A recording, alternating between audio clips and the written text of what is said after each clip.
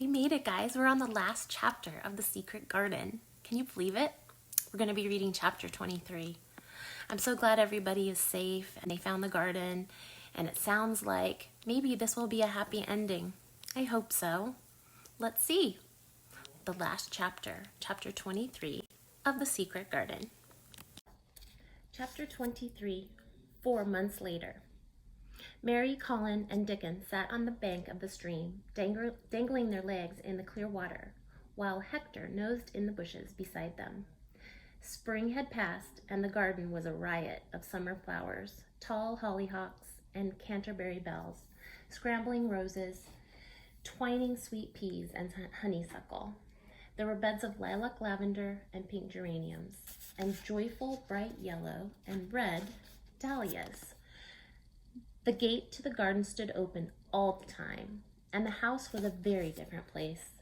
Mary's uncle had dedicated himself to rebuilding it, opening up the old rooms, organizing the builders and the decorators, his soul coming to life again as he constructed a new home from the ashes of a prison.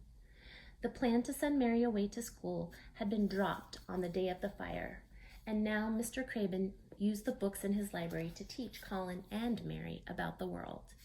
He had employed more staff, so Mrs. Medlock, Martha, and Mrs. Pitcher didn't have to work so hard, and the house was just bustling. It was a happy place again. Dickon was now the official gardener. He could still slip through the mist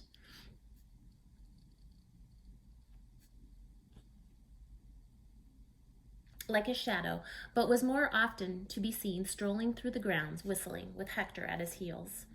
After their morning lessons were over, Colin and Mary always fetched their lunch from Mrs. Pitcher, with some extra Spam for Hector, and they met up with Dickon and Hector in the secret garden. They spent their afternoons together, taking care of it, weeding, separating out plants that were too close to each other. They would also play. Mary would tell them all so many kinds of stories. Their laughter seemed to make the plants grow, and every day Colin became stronger and healthier. He could run now, and he could swim and dive too. "Tell us a story, Mary," he said, as they splashed the water with their toes. "Very well." Mary looked at her two best friends and felt happiness. It filled her. "There were once 3 people who loved each other very much," she began. "No, it's 4," Colin interrupted, putting his arm around Hector. "You have to keep Hector in it too." "Well, maybe I was including Hector and not you," Mary teased. Colin picked up a handful of grass and threw it at her. "I want there to be 5 people in this story. No, 6. I want Hector, my father, and Martha also." Dickon nodded. "Yes, let's put Martha in." "If you don't pipe down, then I shan't be able to tell a story at all," Mary said tartly. The boys exchanged looks. "Sorry, Mary," they said together. "Thank you." She settled herself into a more comfortable position. "Now, if you are ready and silent, I shall try again." She gave them an impish grin.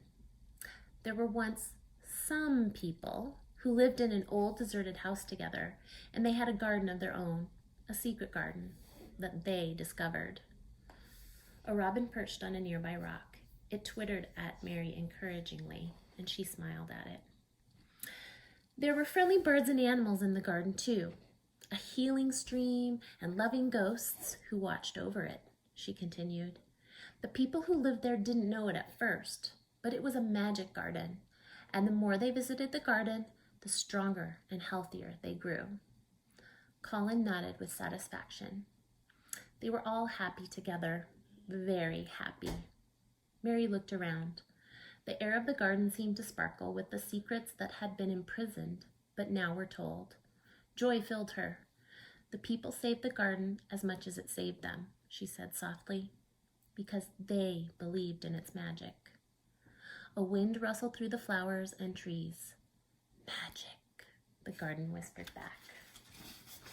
The end.